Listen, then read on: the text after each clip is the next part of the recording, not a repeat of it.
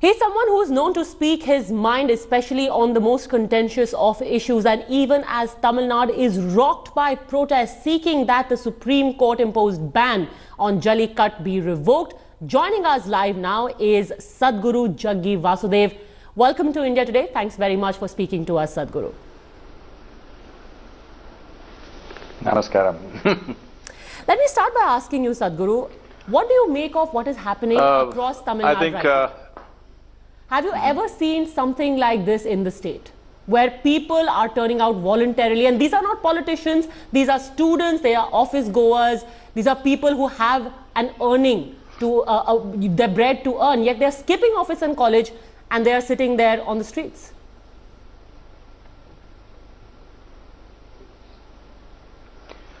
So I think this court order, probably the parties concerned did not present themselves well in the court, and this court order has come. We need to understand, first of all, in the very beginning you said a bullfight. This is not a bullfight. This is a celebratory kind of atmosphere. This is a festival. This is the only festival dedicated to the animals. This is the Makar Sankranti. In the rest of the country is called Pongal in Tamil Nadu. There is a day on which there is a Matu Pongal, that is for the beasts which work on the land. Because in the agricultural community, the animals are seen as partners in the making of what happens. They work for it and they get a share of their, harvest that happens in many different ways. So there has been a long-standing partnership, a relationship, because we are an agricultural society. Even today, 65% of the population is agro-based population. And suddenly this court order comes taking away a fundamental festival where the taming of the bulls was what it used to be in the ancient times, but now generally you don't have wild bulls like that, but still that is being enacted in a certain way. There is no bull fight here. This is not Spain, this is not Sevilla, where bulls are killed on an afternoon. Half a dozen bulls are slaughtered in exactly. these So the traditional way of how this was supposed to be practiced is what you're describing, Sadhguru. But from the evidence that was produced before the Supreme Court, and there was video evidence of this, the actual practice is far from what has been prescribed. You've got animals who are agitated, made to stand for long hours, and if I just quote from what the Supreme Court had said, they are made to move from side to side, they have got chili rubbed into their eyes, their anus, poked with sharp objects, all of this is done. So an animal which is supposed to be revered is actually being tortured. How can the practice be condoned then?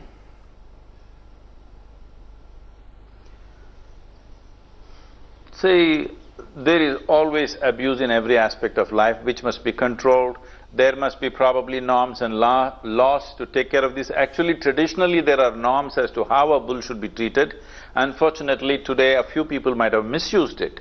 But based on that misuse, you can't take away an entire culture which dates back to nearly 5,000 years in Tamil culture. There are paintings in Nilgiris, in the caves, where the Jallikattu paintings, which are like 4,200, 300 years old, there are carvings which are nearly over 4,500 years. This is an ancient tradition which is a part of this. This is about also preserving the genetic pool, because through the Jallikattu, only the winning bulls were used for breeding in the past, and even today it is being done like this. Now you ban Jallikattu, they're all queued up, in thousands they're queued up for slaughter.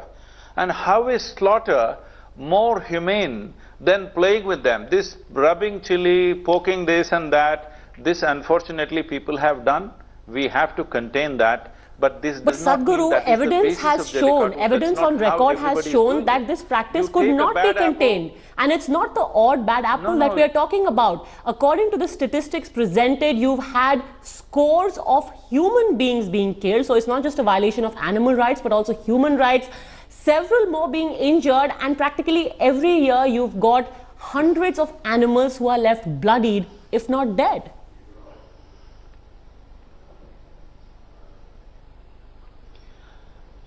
See, we had over 120 varieties of local breeds of cattle in this country. Today only 37 are left, because there is no usefulness to them. One thing that is saving the Kangeyam bull, which is unique, which people from across the world are coming and taking this genetic pool to their countries because they find it very unique. It produces A2 milk, which has immense value for human consumption, and the bulls are of great value. Now we are sending them straight to the slaughterhouse. I don't see people who are slaughtering animals and eating them up, how they can talk about being humane to animals when people are just playing with them. Somebody doing unnecessary things with the animal, this can be stopped very easily. I have watched any number of Jallikattus and this doesn't happen in most villages. In some places where they got over competitive about this, they have done bad things, it must be contained for sure. An animal is not supposed to be treated like this. Above all, an animal who is a partner in the making of our lives, in the making of our crops and food, definitely doesn't deserve to be treated like this. So Sadhguru, let me just turn that around, what you said, and turn that question around to say that the option given to this animal is either he be tortured or be sent to the slaughterhouse. So if you really want to preserve a breed, doesn't it seem a little hypocritical that this is the only choice available to the animal?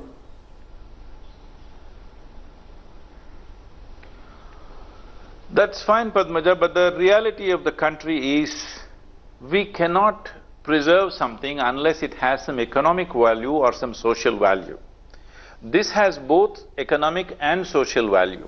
Otherwise, you will make these breeds go extinct. From 120 breeds that we had just about a century ago, today we have 37. How long do you think it will take for this 37 to vanish? It's going to happen very fast. Now at least they are breeding and taking care of this. The best thing is to put clear-cut norms, make the local administration get involved and ensure that that kind of torture does not happen to the animals. This can be done. You can't just take away something that's there with the people. The youth of the rural youth, what are they supposed to do? Till you provide them with football stadiums, boxing rings, gymnastics and the works that a youth needs, till then, please don't take away Jallikattu because that's the only sport they have. So you would agree that the kind of treatment meted out to these animals, which results as embracing, which results in them being injured, is not what was originally prescribed. Do you at least support the most stringent of action against people who behave in the manner which leaves animals injured and dead? Because what happens usually is that in practice, the police turn a blind eye because again the whole tradition argument is thrown at them. So animals get tortured and the police let these people go. Make an example out of these people at least. No, it is very simple. If we empower the local panchayats or the district administration to make sure, because this is a festival where everybody is involved, to make sure that certain norms are set, the traditional norms. You don't have to set new norms because the traditional norms are concerned about the bull, because after the Jallikattu, the bull is prized.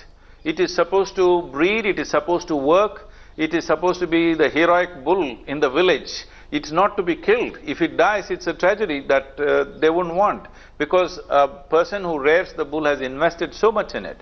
About a few youth getting injured, and maybe sometimes death has occurred, but if you want to take away all adventure from youth, what is it? You're going to preserve them in a cold storage in the end? No, because Sadhguru, this is not about adventure, and this is not me saying it, or this is not a political party or a rights activist saying it. It's the court which has found merit in the argument that there is mistreatment, ill treatment of animals, ill treatment to the extent that a ban was imposed. The rights activists… No, the activists are experts in doing court battles. Farmers are not experts in doing court battles. That's all the difference is. But Sadhguru, they've done a good job of presenting themselves. These people did not do. Above all, there are bad apples. We have to clean them up. Number of instances were given of video evidence, and in fact we'll also pull up some of those visuals which were submitted by PETA to show that torture of animals takes place, and this goes on for several days, sir. How can you then say that it was only a matter of bad representation by one side? Why don't we take a widespread… No. Why don't we take a widespread video footage of thousands of Jallikattus which happen across the state? You will see nothing like this happens.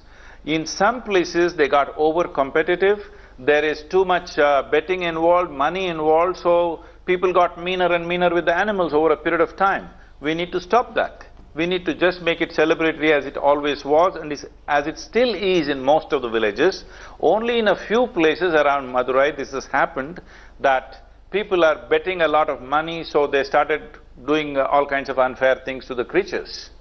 Okay, so there at least should be better enforcement of the law, there should be better policing. Let me ask you, Sadhguru, as a observer of society, this issue has been hanging fire for several years now. How do you explain, or what do you think has led to this massive outpouring of youth, not just from rural areas, where you will agree primarily this sport is practiced, but urban areas? Suddenly people have taken to the streets. What led to this? See, it is not suddenly, this is what I'm trying to tell you. Every year there is Jallikattu where millions of people participate as spectators, and it is hugely admired, the strength and the bravery that is needed to be in this Jallikattu, and you suddenly ban it, so people are out on the streets because yesterday was Matu Pongal, I think. So, yesterday or day before was Matu Pongal, and they don't know what to do with the festival because this is the main part of the festival. So, they are on the street. It is very natural.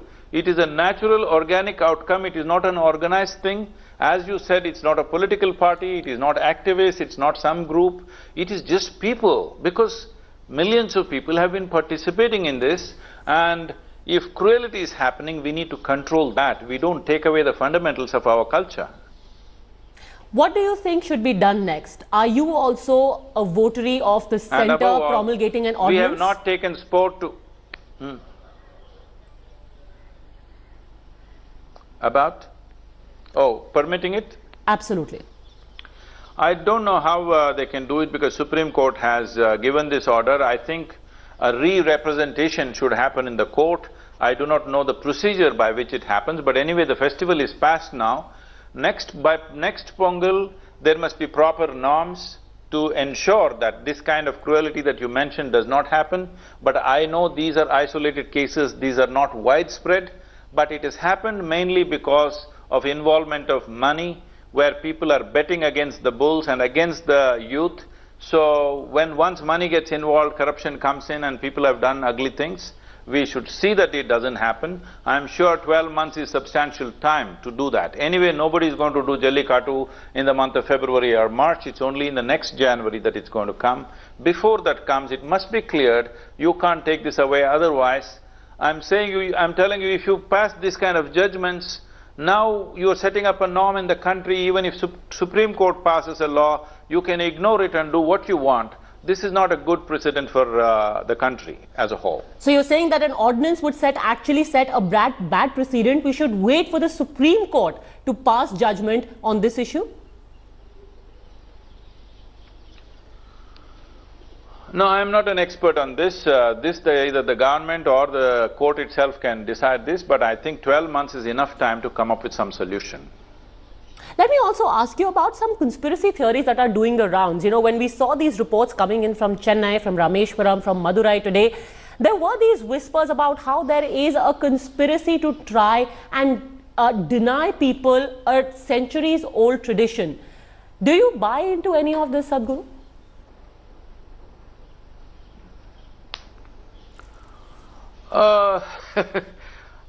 There is an agenda in some places, definitely. See, the strength of the culture preserves certain things in the population. There are some vested interests who don't want this strength to exist in the culture. This is active everywhere, this is not my opinion. This is active everywhere, and it's very important. The strength of the culture is maintained because for the rural youth, without a cultural strength, there is no heart in them. If you take away the cultural strength of a society, believe me, they will fall. See, I'll tell you one thing. This happens in Tamil Nadu every year. Now January they want to participate in the time of Makar Sankranti, they want to participate in Jallikattu. You will see the drinking habits of the youth will go down. for at least 2 months. Because they want to be fit, they start running, they start exercising, they start doing this. So I would say it is better, every month there is a Jallikattu so that people are not drinking, people are wanting to become champions in their sport, and the sport itself can be controlled once it is happening in an organized way. And what is wrong with people playing with the animals that they work with? Because who have worked against Jallikattu in your opinion? Animals are not seen as animals in agricultural society.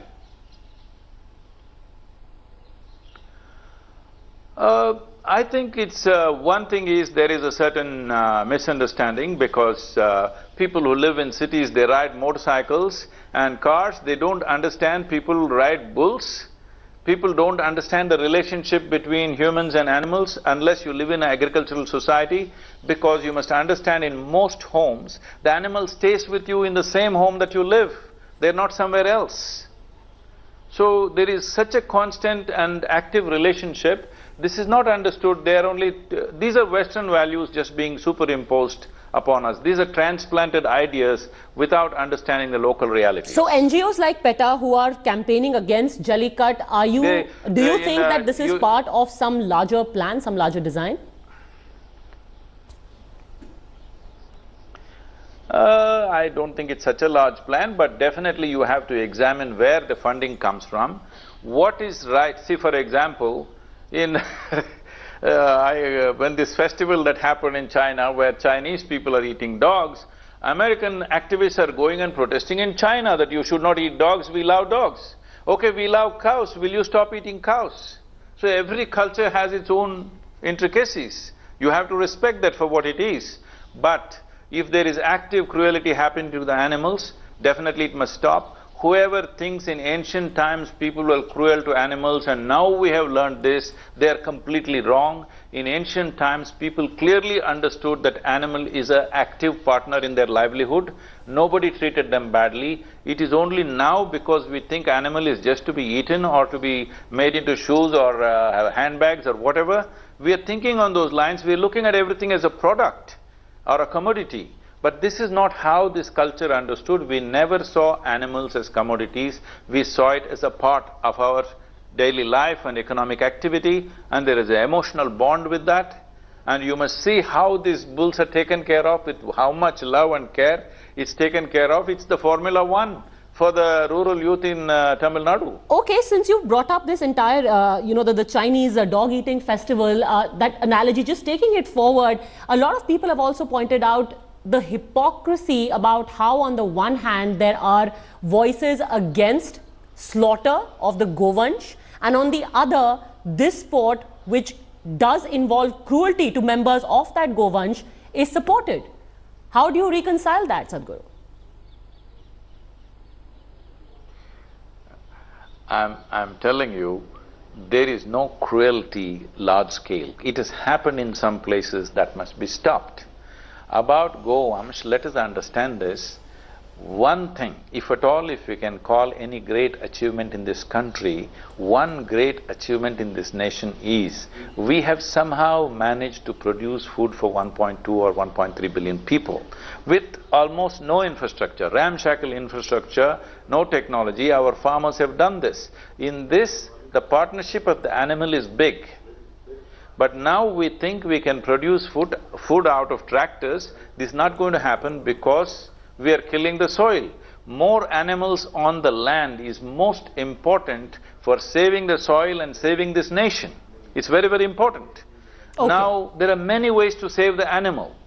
It has to have some economic value, it has to have some social value, it has to have some entertainment value. All these things add up to having more animals on the land. If you don't have animals on the land, believe me, we are going into this in a big way. I don't want to go into the scientific detail of it, but in India, largely the soil itself is dying.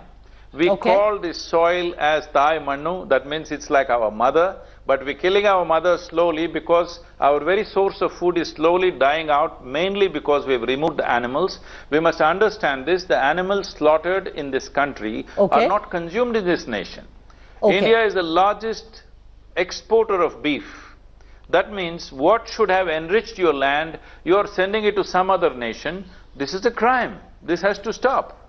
All right, and also what is a crime is the cruelty to animals that happens, according to Sadhguru, only in stray cases. So better implementation of the law, better enforcement of the law, but the tradition should not be stopped only because of a few bad apples. Sadhguru, thank you very much for having spoken to us here on India Today.